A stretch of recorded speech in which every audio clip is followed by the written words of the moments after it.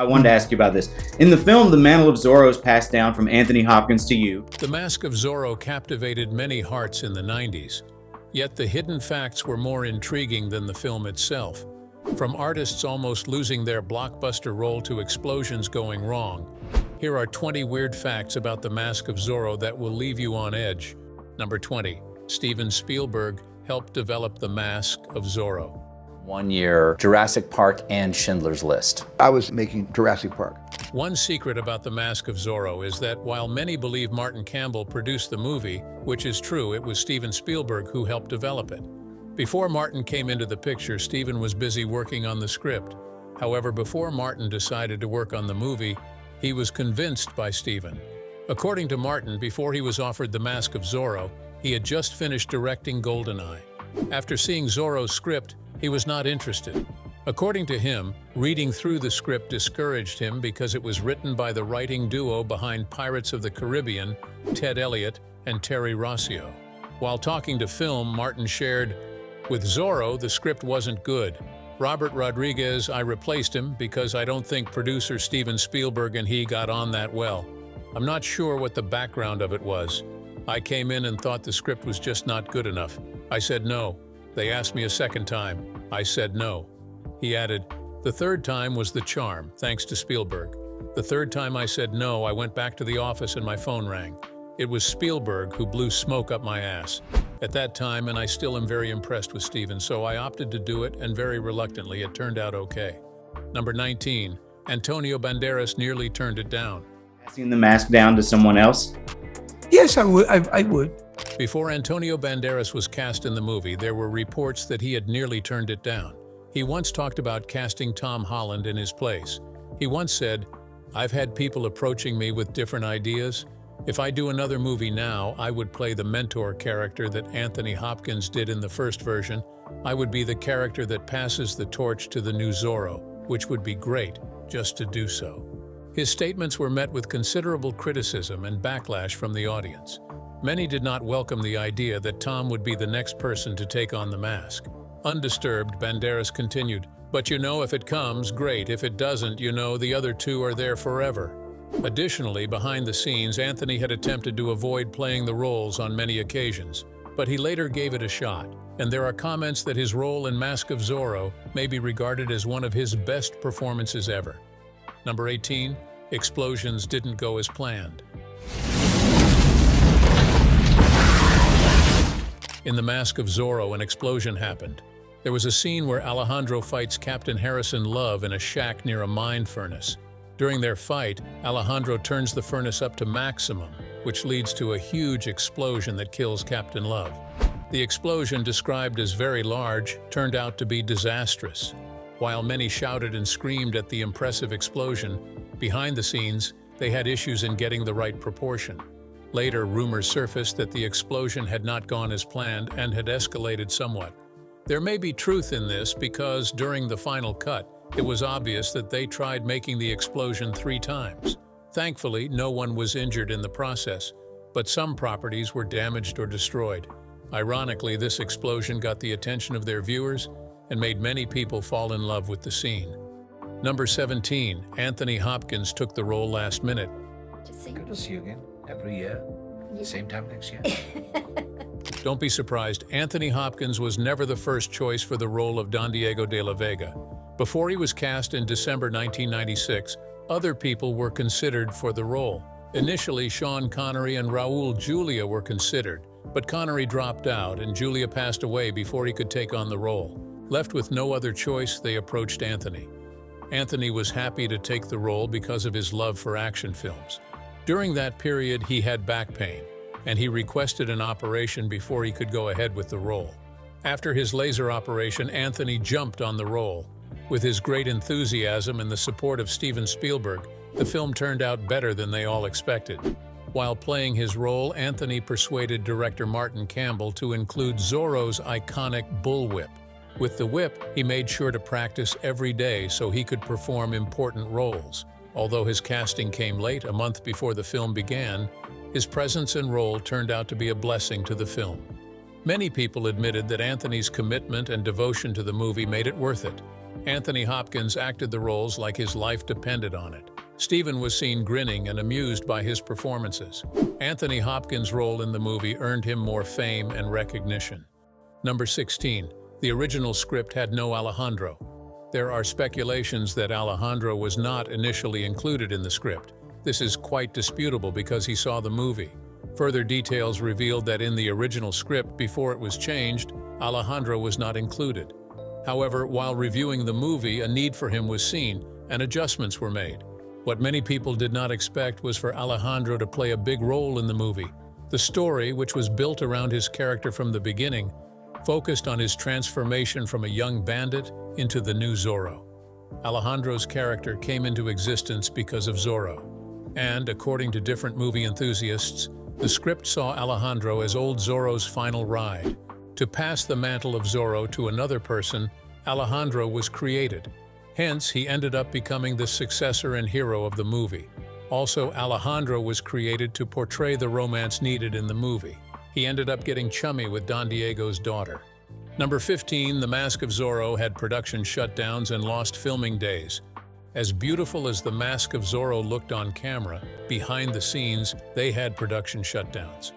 At the beginning of the filming, The Mask of Zorro was mostly shot at a studio's Churubusco in Mexico City. They soon started having an issue due to an outbreak. For 4 days, Martin Campbell was hospitalized for bronchitis. During this period, production was stalled. Additionally, the outbreak impacted some members of the cast and production team. Many of them fell sick along the way.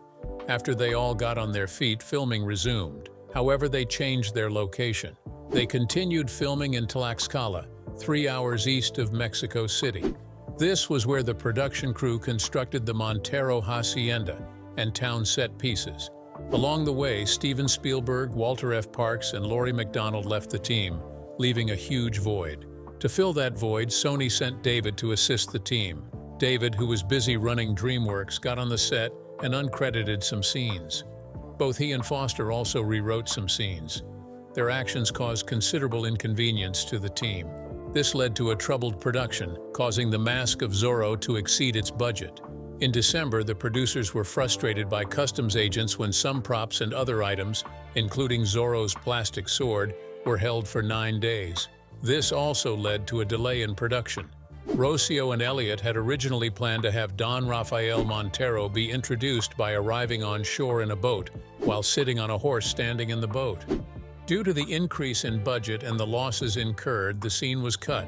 They experienced numerous delays, and there are reports that the movie's ending was added 3 months after filming had concluded.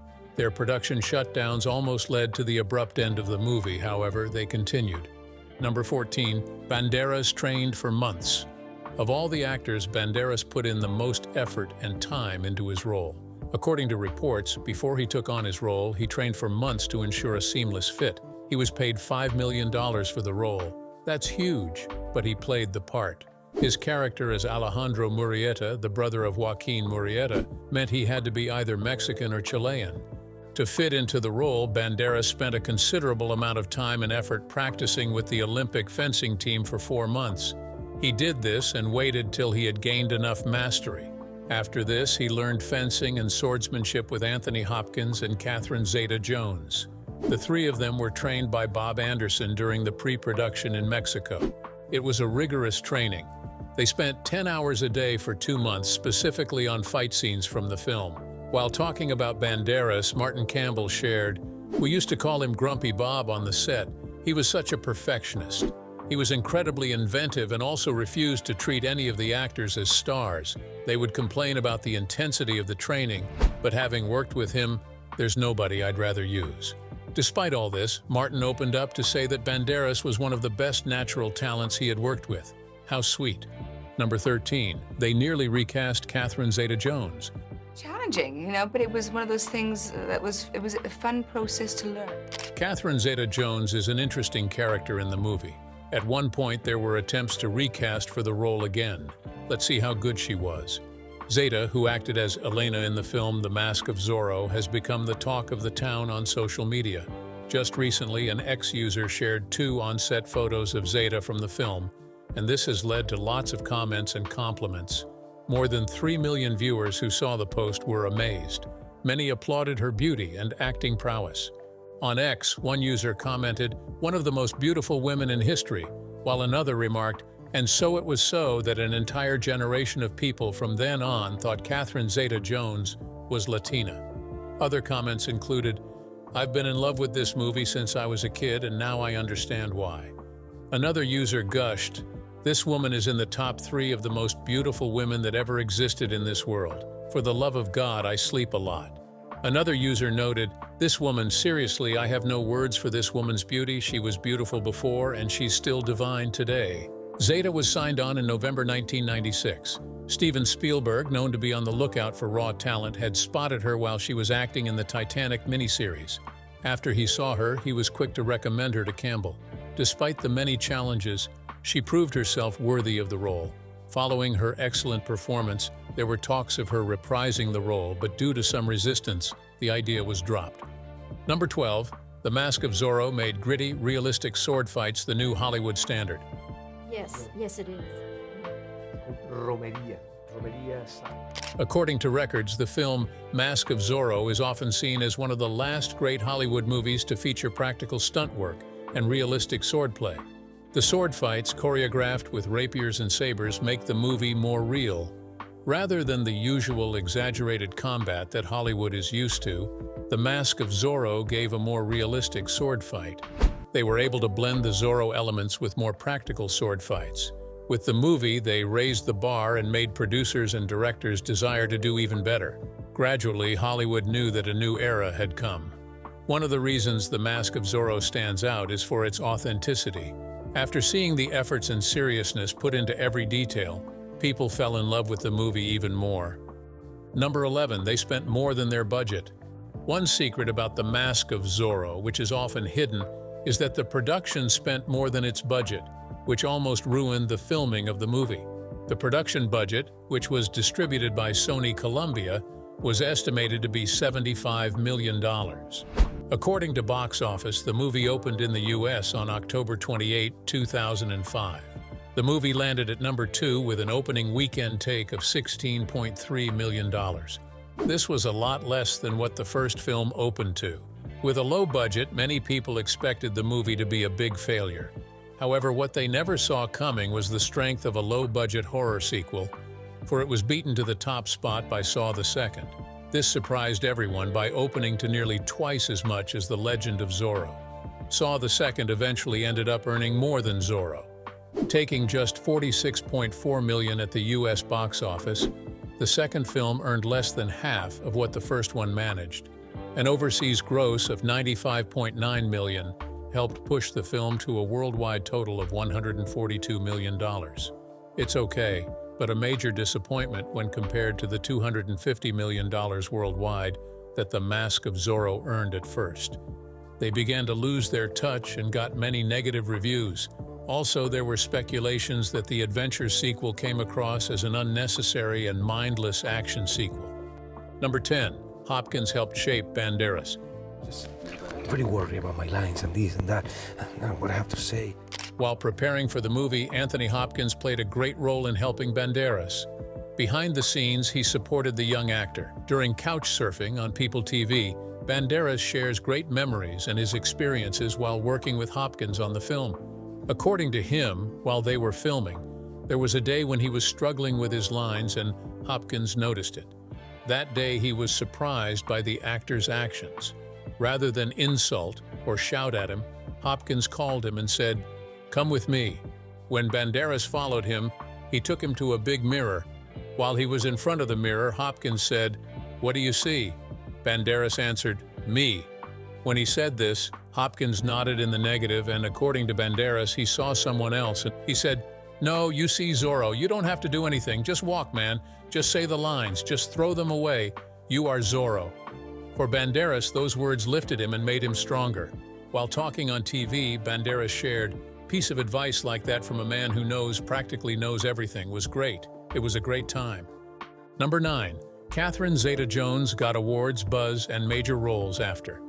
After Steven saw Zeta and recommended her to Campbell, the producer cast her as the leading lady instead of Isabella Scorupco, who was his original choice. For Zeta, her role in the movie was a great one. She found similarities between her volatile Celtic personality and her Latin character's temperament. The role taught her many valuable lessons. For instance, while preparing for the role, she learned to dance, ride, and sword fight, and took diction lessons in Spanish. For Zeta, one of her challenges was to film action and dance sequences while wearing heavy corsets in the dry Mexican desert. Later, after the movie, Zeta shared that it was worth suffering for. The movie, which was positively received by critics, marked a turnaround in Zeta's career. After the movie, she was nominated for the MTV Movie Award for Best Breakthrough Performance. She also earned more roles and opportunities. Zeta's beauty has been picked up by many media outlets, including People magazine. This also placed her at #1 on their Most Beautiful People listing in 1998. From 2000 to 2004, her name was featured on the list.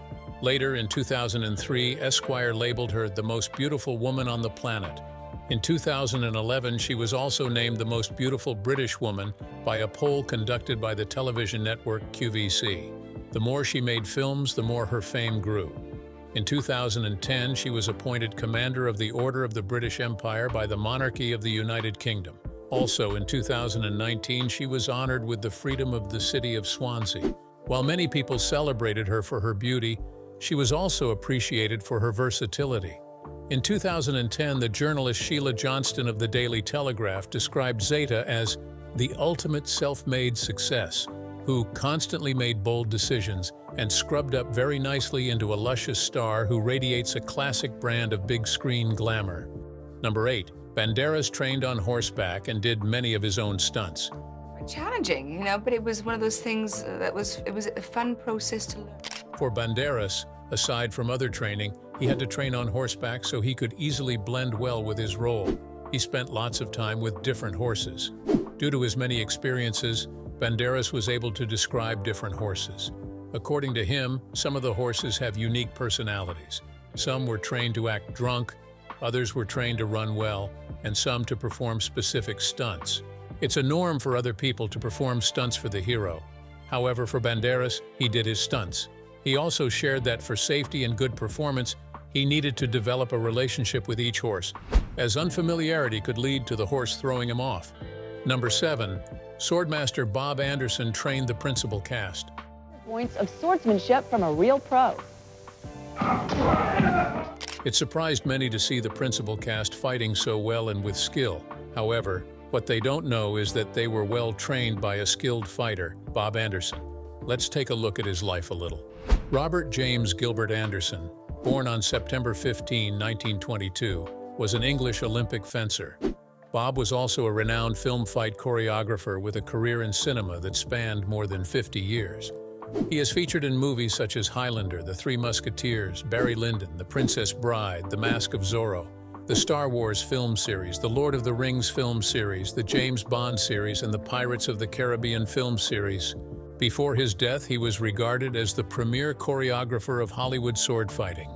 During his career, he coached many actors in swordsmanship. Also, he appeared as a stunt double for Darth Vader's lightsaber battles in The Empire Strikes Back and Return of the Jedi. Number 6. Filmed in authentic Mexican studios and locations. While filming Mask of Zorro, the producer made sure to pay close attention to every single detail, including the film locations. There are reports that the Mask of Zorro utilized authentic Mexican studios. It was primarily filmed in Mexico to recreate the early 19th century Californian setting. Later, they had principal photography in a studio's Churubusco in Mexico City. Choosing the studio proved instrumental in the movie's success. After their initial filming in Mexico City, the production crew moved to Tlaxcala, about 3 hours east of the capital.